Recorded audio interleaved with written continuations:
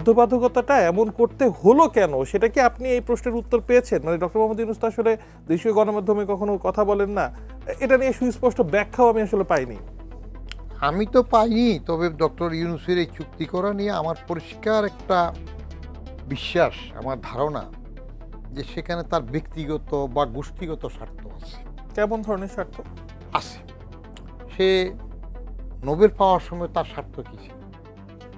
বিল ক্লিন্টনের foundation, Hillary Clinton, সেগুলো সে দান করছে।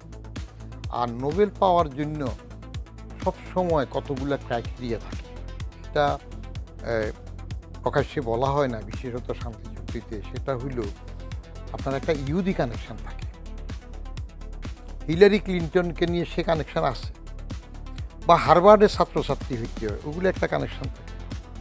তো ইউনূসের যে নোবেল শান্তি চুক্তি পাওয়া, এটার যদি শানে নজুল বাইর করা হয়, তাহলে দেখা যাবে যে ওরকম একটা কানেকশন থাকে। এইবারে যে বাণিজ্য চুক্তি করল ইউনূস, এটা কোনো রকমের তার মোরাল এখতিয়ারও আসে না।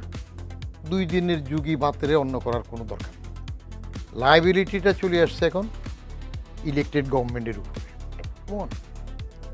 আমি জানি না এই বাণিজ্য চুক্তির বিষয়ে বাজাদের সাথে, তারেক সাহেবের সাথে ইউনূসের কোনো আলাপ টালাপ আগে হয়েছে কি না, কারণ দ্বিতীয়ারই তো বেশিরভাগ করেছে ডক্টর খলিল। ডক্টর খলিলরা, এই জাতীয় লোকরা এই দেশে কখন আসে, ফখরুদ্দিন সাহেবরা কখন আসে, আলী রিয়াজরা কখন আসে, তাদেরকে কেউ পুশ করে, গাইড করে।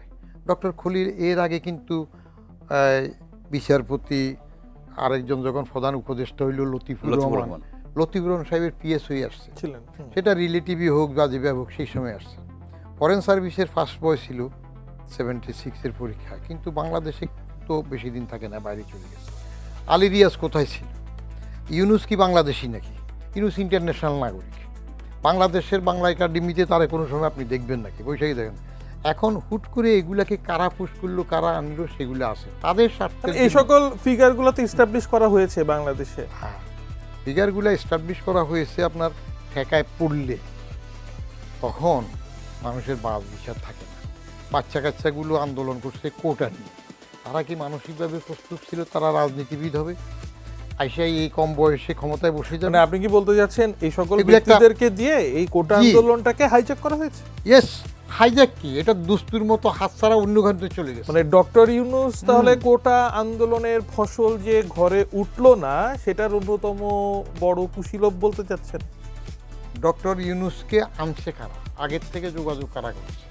তিনি তো বলেন যে ছাত্ররা তার নিয়োগকর্তা, তিনি প্যারিস থেকে যখন নামলেন তখন তো ছাত্ররাও গেল, মানে তাকে নিয়ে আসলেন উদ্বাহ করে। আচ্ছা, উনি নিয়ে আসছেন, আমাদের জেনারেল সাহেবরাও তো কড়া করে রিসিভ করলেন।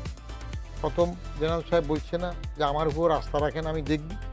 তাহলে পরে দেখেন নাই কেন? ইউনূসকে মেনে নিচ্ছেন কেন? দেখেন নাই তাদের দুর্বলতা আছে।